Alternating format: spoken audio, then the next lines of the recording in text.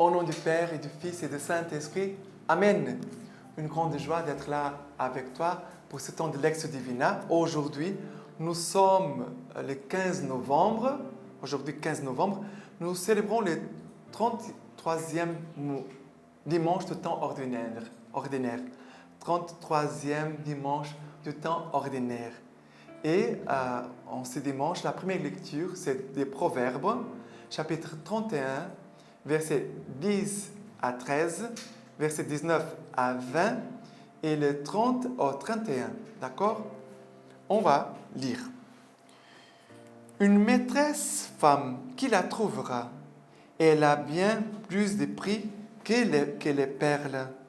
En elle se confie le cœur de son mari. Il ne manque pas d'en tirer profit. Elle fait son bonheur et non son malheur tous les jours de sa vie. Elle cherche laine et lin et travaille d'une main allègre.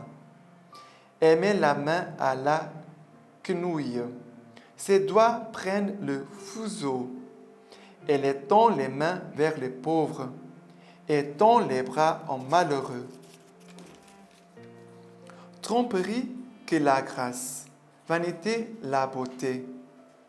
La femme qui craint le Seigneur, voilà celle qu'il faut féliciter.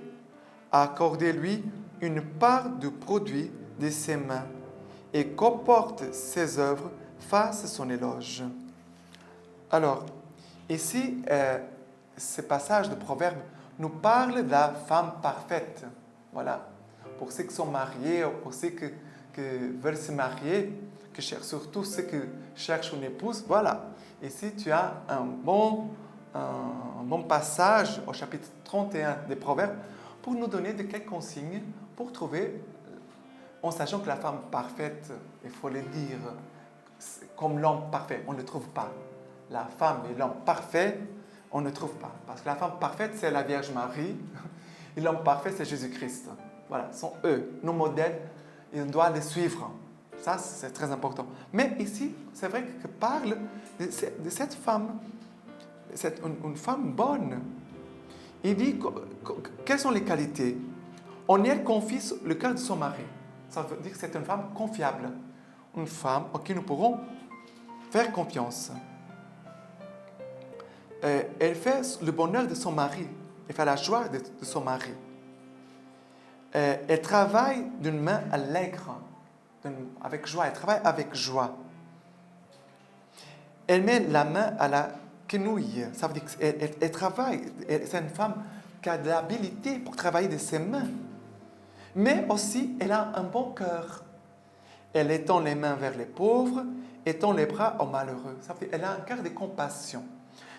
Ici, il nous parle de qualités importantes. Au niveau de la confiance, au niveau de la confiance envers le malheureux, le souffrant, mais aussi la qualité d'une femme qui travaille avec joie et qui sait travailler de ses mains. Elle est habile à travailler. C'est quelque chose de très important. Et aussi, une femme qui n'est pas attachée à la vanité, une femme qui craint le Seigneur.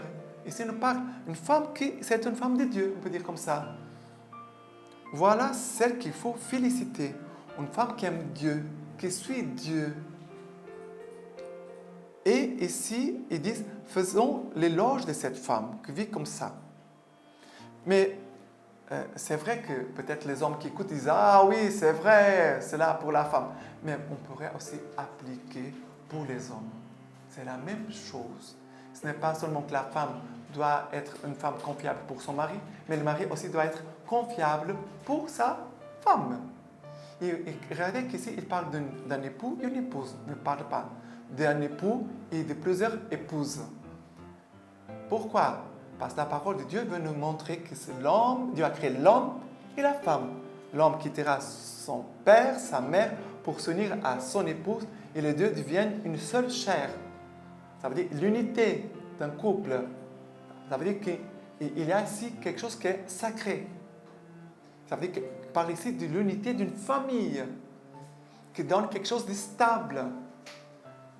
Quand il y a la polygamie, pardonnez-moi de dire ça, mais par ce que j'entends dire, ce n'est pas l'harmonie, ce n'est pas la stabilité, ce n'est pas la paix.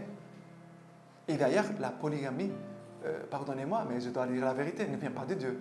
Ça, c'est des hommes pécheurs. Ce n'est pas cela le projet de Dieu pour nous. Ce n'est pas cela le projet de Dieu pour nous. Et moi, pour moi, parce que je suis prêtre, je suis appelé à vivre le célibat. Je n'ai pas aucune femme, je dois vivre mon célibat, la chasteté, la pureté. Mais voilà, ce trésor ici, que le Seigneur parle d'une femme qui est une femme de Dieu. Et pour ceux qui veulent se marier, trouvez toujours une femme qui aime Dieu, qui suit vraiment le Seigneur. Parce que là, tu es sûr que ces qualités, elles ne vont pas se perdre. Parce que c'est Dieu qui donne la solidité à la personne. Quand une personne est attachée à Jésus-Christ, elle garde la valeur de ses vertus.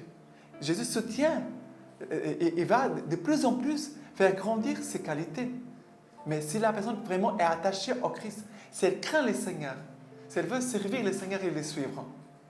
Sinon, après, nous savons que les choses changent, tout change. Hein? OK?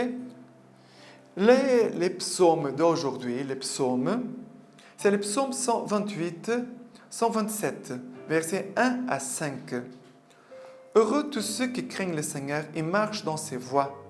De la barre de tes mains, tu te nourriras. Heure et bonheur pour toi. Ton épouse, une vigne fructueuse, au cœur de ta maison. Tes fils, des plants d'olivier, alentour de la table. Voilà que de quel bien sera béni l'homme qui craint le Seigneur. Que le Seigneur te bénisse de Sion. Puisses-tu voir Jérusalem dans le bonheur tous les jours de ta vie. Mais le Seigneur a voulu la famille. C'est Dieu qui a mis dans le cœur de l'homme et de la femme de s'unir et d'avoir une femme et de faire une famille. Dieu, il est famille. La Trinité Sainte est une famille. Et Dieu a laissé ses désirs dans le cœur de l'homme. C'est pour cela que toute personne humaine désire une famille. Mais moi, je suis prêtre, comme je l'ai dit tout à l'heure. Je vis le célibat, je vis la chasteté. Mais je vis en famille avec ma communauté, mes frères et sœurs. Je ne vis pas tout seul. Même un prêtre diocésain, il a sa paroisse. C'est sa famille. Et ça, c'est très important. Personne n'a été créé pour rester seul. Et ici, le Seigneur parle de ce projet de bonheur que c'est la famille. La famille, c'est un lieu de bonheur où la présence de Dieu au cœur de la famille fait le bonheur du papa, de la maman, des enfants. C'est cela que le Seigneur veut. Heure et bonheur pour toi. Voilà, ici, on peut dire les projets de Dieu pour la famille. Mais heureux tous ceux qui craignent le Seigneur et qui marchent dans ses voies, pour le papa, pour la maman et pour les enfants. Et c'est très important aussi que les parents soient les premiers à donner l'exemple à ses enfants. Parce que si un papa et une maman donnent des mauvais exemples à ses enfants, ils sont en train d'ouvrir les portes de l'enfer. C'est important. Si un papa et une maman donnent des mauvais exemples à ses enfants, et plus encore si le papa et maman poussent ses enfants vers les péchés, ils sont en train d'ouvrir la porte de l'enfer pour ses enfants. Maintenant, la deuxième lecture d'aujourd'hui, c'est 1 Thessaloniciens, chapitre 5, versets 1 à 6. 1 à 6. Quant au temps et moment, vous n'avez pas besoin, frères, qu'on vous en écrive. Vous savez vous-même parfaitement que le jour du Seigneur arrive comme un voleur en pleine nuit. Quand les hommes se diront paix et sécurité, c'est alors que tout d'un coup fondra sur eux la perdition, comme les douleurs sur la femme enceinte, et ils ne pourront y échapper. Mais vous, frères, vous n'êtes pas dans les ténèbres, de telle sorte que ces jours vous surprennent comme un voleur. Vous tous, vous êtes des fils de la lumière, des fils du jour. Nous ne sommes pas de la nuit, des ténèbres. Alors, ne nous endormons pas comme font les autres, mais restons éveillés et sobres. Restons éveillés et sobres. Ici, dit Saint Paul, nous sommes enfants et fils de la lumière, non pas des ténèbres, ni de la nuit. Le papa et la maman, parce que la lecture aujourd'hui ne parle de la femme parfaite, et je les parle aussi de l'homme parfait. Mais ici, il dit, alors ne nous endormons pas comme font les autres, mais restons éveillés et sobres. Restons éveillés et sobres. Maintenant, une chose importante. La vie d'un couple entre un homme et une femme, parce que regarde, un homme saint va aider son épouse à être sainte. Une femme sainte, elle va aider aussi son époux à être saint. Un homme droit va aider aussi son épouse à être une femme droite. Vous comprenez que ce n'est pas que chacun pour soi. Et surtout au niveau des vertus, on doit s'aider les uns les autres. Il faut être humble pour dire, voilà, je n'ai pas cette qualité, c'est mon épouse qui a cette qualité, qu'elle puisse m'aider. Alors l'épouse de dire, voilà, mon époux, il a cette qualité, il faut que je sois humble pour accepter qu'il puisse me corriger, il puisse me rappeler, voilà, tu es en train de sortir de bon chemin. Et bien sûr que nous sommes des pécheurs, même dans une famille sainte, où un homme et une femme qui craignent Dieu, il aura toujours des choses difficiles. Parfois des petites discussions, des petites choses. Mais ça veut dire qu'on va se blesser l'un à l'autre. L'époux va blesser son épouse et son épouse va blesser son époux. Mais ne allez pas vous coucher sans demander pardon. Ah, on n'a pas l'habitude de faire ça. Non, mais il faut le faire. Jésus nous demande. On ne doit pas rester sans le pardon. On doit demander pardon. Je ne sais pas comment les couples vont se coucher, mais ils doivent aller se coucher en se bénissant l'un à l'autre. L'époux pour faire le signe de la croix sur son épouse, sur le front, que Dieu te bénisse, et elle aussi pour dire à son époux, aussi en faisant le signe de la croix sur son front, que Dieu te bénisse. Et à ce moment-là, regardez, il faut trouver des astuces, des bonnes choses pour trouver aussi les moyens pour dire merci ou alors demander pardon. Parce que quand tu vas dire que Dieu te bénisse, si tu as besoin de demander pardon, tu vas dire pardonnez-moi, avec simplicité. Tu vois? Mais c'est une arme pour garder la paix dans la famille. Ce que je viens de vous dire, de bénir, c'est bénir l'un à l'autre. Et si tu dois dire merci, tu dis merci. Si tu dois dire pardon, dis pardon. Mais tu dois dire quelque chose. Merci, ma chérie. Merci, mon chéri. Voilà, l'un à l'autre. D'accord? C'est très important parce que cela garde l'unité et la paix dans la famille. Et les enfants, comme ça, ils vont grandir bien. Sinon, les enfants ne vont pas grandir bien. Ok? Il y aurait beaucoup d'autres choses que je voudrais dire, mais pardonnez-moi, je n'ai pas le temps. Maintenant, pour l'évangile d'aujourd'hui, c'est Matthieu 25. Matthieu 25, versets 14 à 30. Matthieu 25, versets 14 à 30.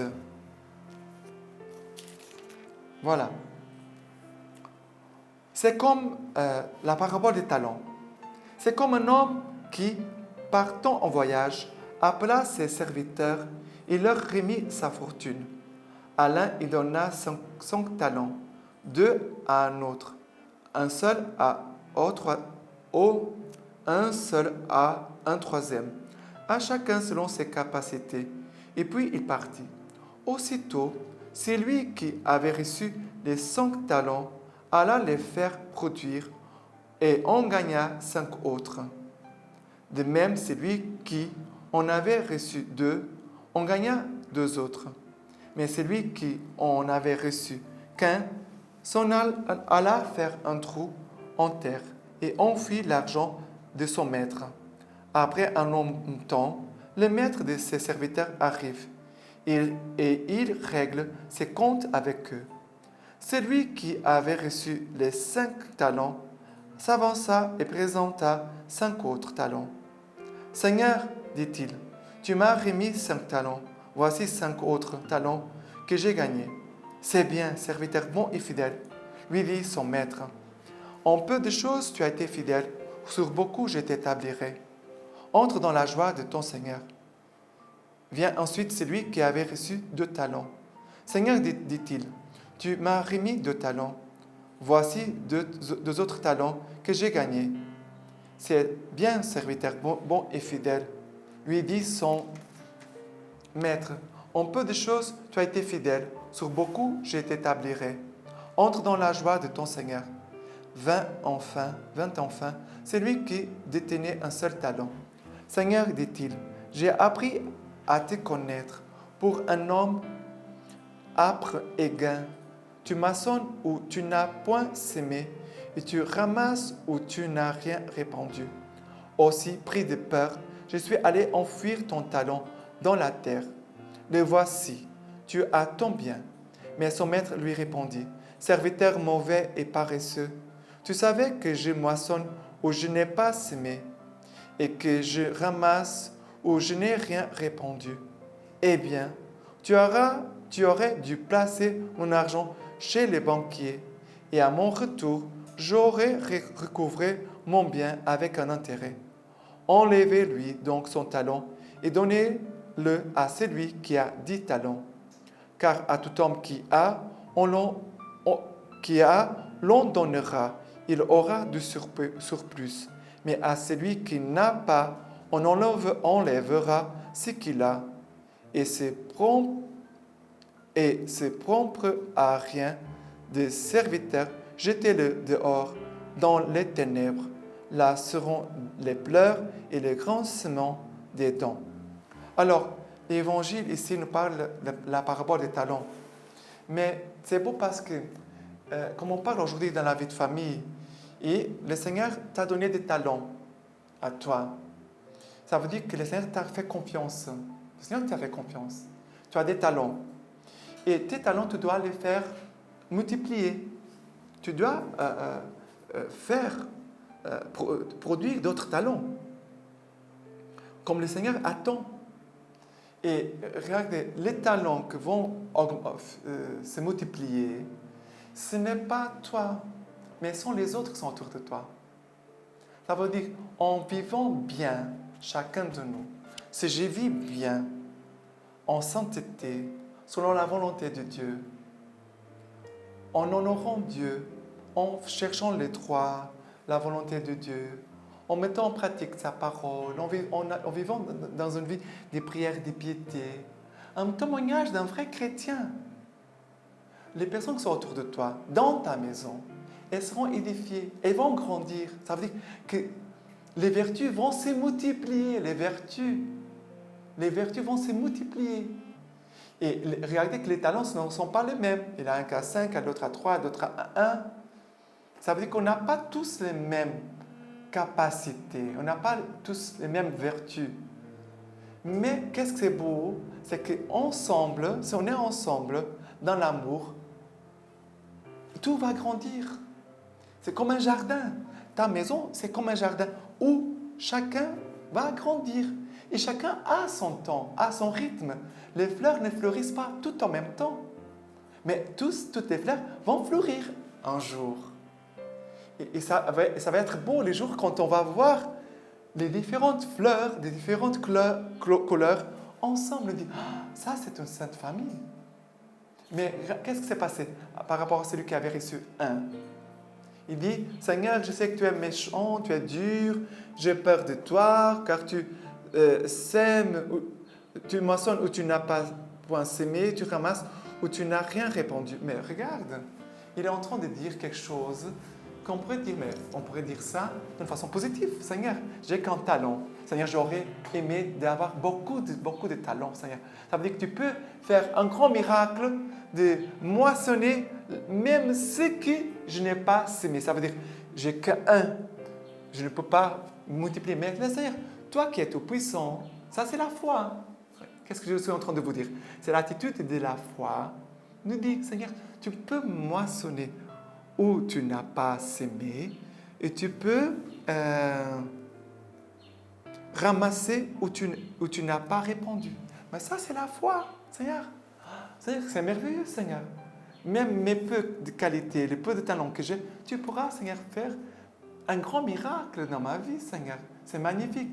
Mais comment il a réagi? Il n'a pas réagi avec la foi qui me lance, qui me fait entrer dans la dynamique de l'amour, dans la dynamique de la foi, de la confiance. Non, il est resté en lui-même. Ça veut dire qu'il est attaché à lui-même. Et rien s'est fait. Il était fermé. Regardez, l'amour nous ouvre aux autres et dans la mesure qu'on s'ouvre, les dons vont se multiplier. Celui qui se ferme, rien va se multiplier. Ça, c'est quelque chose de très important. On ne peut pas vivre fermé, centré sur soi. C'est pas bon. Même quelqu'un qui est marié et qui vit dans son monde, ce n'est pas bon. Tu vas tomber malade, tu seras malheureux, tu ne vas pas être heureux, ni ta famille. Demande dans la prière que Dieu te ouvre, qu'il élargisse ton cœur pour que tu apprennes de Dieu à vivre ce que tu dois vivre. Mais contemple Dieu et tu auras la joie de voir que d'un coup, un jour, les dons, les talents, les vertus vont se multiplier. Et à la fin, Dieu va dire, enlevez ce qu'il a et donnez-le à celui qui a. Parce que la grâce de Dieu, soit on la garde et on la travaille, soit on la perd. La grâce, on ne peut pas la stocker. La grâce, on ne la stocke pas. Elle est dynamique. Parce que la grâce, c'est l'Esprit Saint. La grâce, c'est l'amour de Dieu. La grâce, c'est cette parole que maintenant tu écoutes, qui est en train d'agir en toi. C'est cela, la vie de la foi, la vie en Dieu. Et pour finir, la lecture patristique d'aujourd'hui, c'est de Saint Augustin, homélie sur le psaume 95. Que doivent donc faire les chrétiens? User du monde n'est pas servir le monde. En quoi cela consiste-t-il?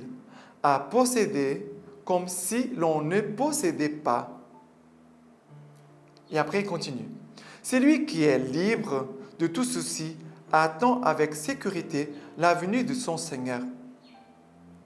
Nous haïrons nos péchés eux-mêmes et nous aimerons celui qui va venir pour punir les péchés. Il viendra, que nous le voulions ou non. Ceux qui ont voulu exercer la miséricorde seront jugés avec miséricorde. Car il dira à ceux qu'il aura mis à sa droite, venez les bénis de mon Père, recevez en héritage le royaume préparé pour vous depuis la création du monde. Et il leur attribue des actes de miséricorde. J'avais faim et vous m'avez donné à manger. J'avais soif et vous m'avez donné à boire. Et tout de suite. Et après, il va dire à la fin, voilà les sacrifices qui sont très agréables à Dieu. Miséricorde, humilité, reconnaissance, paix, charité. Si c'est cela que nous apportons, nous attendrons avec assurance l'avènement du juge, lui qui jugera le monde avec justice et les peuples selon sa vérité. Mais c'est beau ici. Ça veut dire qu'il parle des actes de miséricorde. J'avais faim et vous m'avez donné à manger. J'avais soif, vous m'avez donné à boire. Et tout de suite, ça veut dire que les vertus, le talent, l'amour, il s'est multiplié. Et à la fin, Dieu va dire, venez les bénis de mon Père, recevez en héritage le royaume préparé pour vous depuis le commencement du monde. Voilà, c'est magnifique, ce texte qui nous encourage aussi à faire multiplier les vertus, mais surtout l'amour de Jésus en milieu de nous. Et maintenant, je te laisse la bénédiction du Seigneur pour toi et toute ta famille en ce dimanche. Que le Dieu Tout-Puissant vous bénisse, vous garde dans la joie et dans la paix, lui qui est Père, Fils et Saint-Esprit. Amen.